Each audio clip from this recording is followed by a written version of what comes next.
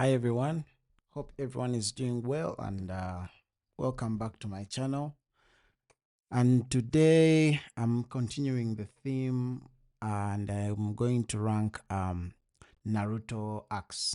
So today I will begin off with the first section of Naruto before Shippuden. Maybe a brief background. Naruto was my first anime. Technically not my first, but my first anime I watched while cognitively knowing I'm watching anime, if you get what I'm trying to say. So that was my first love, my first anime that got me on the journey. I began off watching it English dub. I soon found out that it was much better just going Japanese, and then I just did subs all the way through. So it really holds a strong place in my heart, and today I want us to rank it. But one thing Naruto has also been known for is the sheer amount of not spoilers, sorry, sheer amount of what are they called? Um, Fillers. Yes, it has a lot of fillers. So today I'm just going to rank the story arcs that are actually in the manga that are not filler based. So that means this video is going to be rather short as far as this first section of the kid, the I call it the kid version Naruto. Quick summary, and again, if you fear spoilers, this video is not for you. Anyway, as I was saying, a quick summary. Naruto Kid version had a total of 220, but if anyone is watching it for the first time, I would advise you to just watch the first 136. That should cover everything from the manga without, and you can jump everything after that until 220, because all that is filler, unless you're really interested and you have nothing to watch. But if you have, if you just want to move on with the story, 136 should cover everything. And granted, there is some spoilers within that first 136, but they're not a lot to the point that they will hinder you that much, and you'll effectively know them as soon as you arrive on them. Anyhow, let's jump onto the video. I think that's enough of introduction. So let's jump into that. So we're going to be ranking them by tiers: S tier, A tier, B tier, C, and D. So let's begin off with the first arc, which would be Land of Waves. Let me just share the fan art with you. Just something small here. So that is Land of Waves, the fan art. So this was a good start. This section really highlighted who Naruto was. It did a good job of introducing the characters and then giving us a good villain to start off the whole storyline with. So it was a good start. Though for me, I was waiting for it to pick up, but it picked up.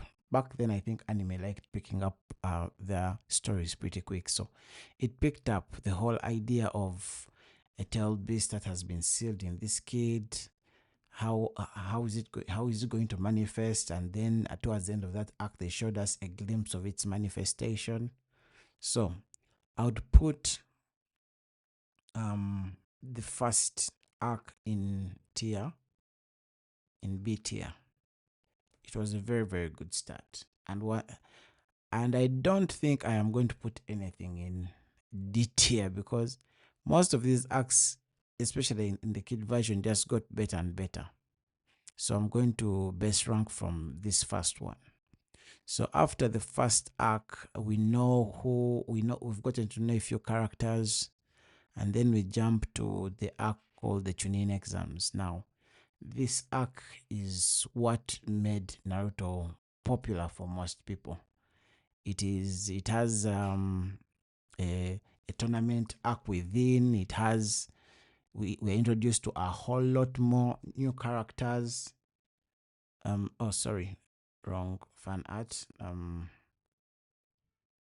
So I could only pull up this to represent, but we're introduced to new characters, and it's really, that's when it really picked up even for me. So tuning exams for the whole of it, personally, I think tuning exams goes to tuning exams goes S tier. Tuning exams is what will get everyone hooked to Naruto. And that's when you realize the depth of the stories of most of these characters. They delve into each and every one. You get to know who each and every one is. Even the side characters have backstories that are impactful, like Rock Lee and everyone in there. Even Shikamaru, you get to meet a lot more new characters, and they're so impactful that you don't forget them, even when the story progresses much further ahead. So after tuning exams, we jump into I think it is Konoha Crash, when they were attacked by Orochimaru and the Sound Coalition with the Sand Village, and yeah, and I believe that's the fun that had initially come up. This so this is when they've been attacked by a whole lot. The village is attacked in the middle of the Chunin exams. So it's an act that just really just tied in. For most people, they would even consider it still part of Chunin, but technically it's not. Yeah, this was really, really good. But it's mostly battle, and the episodes are not that much, but the impact of what comes of this arc dictates a lot of things moving in that the show had moving forward. Um, the story of Gara is further explored in this arc. Uh, we understand Orochimaru's ultimate goal.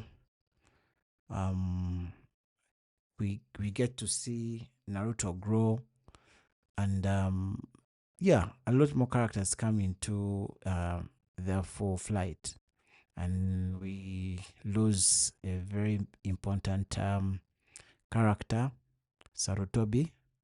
I believe his full name is Sarutobi Hiruzen. I could be wrong. That is the third Hokage. So that was a good one. Now, I would not put I would put this in A, because it was definitely way better than the first arc, and I'm not taking away the first arc for what it was. So after that, the Hokage passes away. I believe what comes next is, of course, Itachi comes to the village. And then the act that comes next right after that is the search for the next Hokage of the village. That's the next thing they do. Try to find who the next Hokage is, and the Jiraiya suggests Tsunade. And that arc is decent. It is decent. By the way, I'm trying my best not to include any spoilers. I'm just passing over. So that arc is decent. That's when Naruto also trains to learn the Rasengan, which becomes a very pivotal skill to his arsenal. So yeah, that one I will give a C. I'll give that a C. It wasn't as good as the first arc, but it delivered on what it was supposed to do. It wasn't my favorite. It did have some good fights, but we were introduced to Tsunade, his backstory. But to me, it wasn't as impactful as the other arcs. Then after Tsunade comes in, he agrees to work on Rock Lee. Spoiler alert again. And around that season, Sasuke has some existential crisis in his life. Existential crisis, I think that's the word. Sorry, English. Anyway, yes. And he feels Naruto is growing stronger than him, and yet he has a more, at least according to him, a more uh, important reason why he should be stronger, and he sees Naruto is going ahead of him, so he decides to make the Sound Ninja approach him and give him a deal for him to follow Orochimaru, and he trains under him, under his guidance. And at this point, Sasuke, I believe, has a cast mark at this point, and it has given him, I call it a false sense of strength, but it was strength. So at this point, he's picked up, he runs from the village to go and join Orochimaru. And this is when, that is the preamble to this arc, which is the Sasuke retrieval arc, Sasuke recovery arc, where they give Shikamaru the power to lead a team. He's given the responsibility to lead a team to go and retrieve Sasuke before he reaches, before he gets out of Leaf territory, and get him back to the village. And this was one of my best arcs. This is one of my best arcs. Let me get the fan art in. Not fan art, but the cover I could find. There's a lot of characters here. Let me try and include all of them. So you can see the Sound Ninjas over here and Naruto's side over here. Naruto was one of the people who was sent to rescue. So this arc had a lot of one-on-one fights, and as you can see, a lot of people have been matched up. Rock Lee is recovered at this point. Sorry, again, I've spoiled. So anyway, this arc to me was really, really well told. We got to know more about Choji as a character and a lot more other characters. This I would also put in A rank. I would put it ahead of I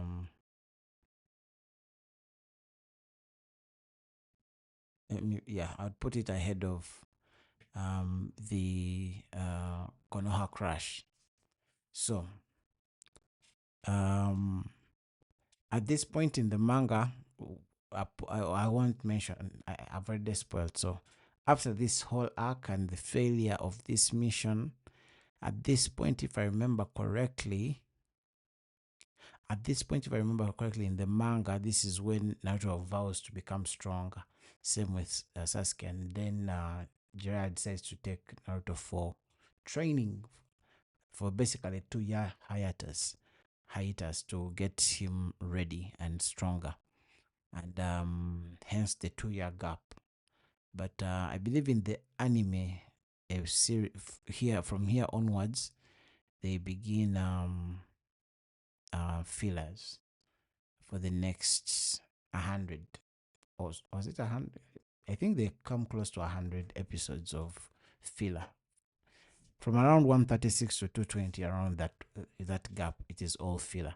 So and I didn't watch most of that because I was focused on the story at the time. So yeah, and yes, I do read manga, so I jumped straight to Shippuden at this point. So the next video I'll be sharing with you the ranking for the Shippuden arcs, and again I'll be jumping all the fillers if I can. So yeah, guys, I think that is it. Hope you enjoyed that video. Tell me if you have anything else you want me to rank. I've watched my fair share of anime, so I think I can give an opinion, one or two, about it. Anyway, thank you. Continue subscribing, watching the videos, liking, and commenting. Have a good day. Thank you.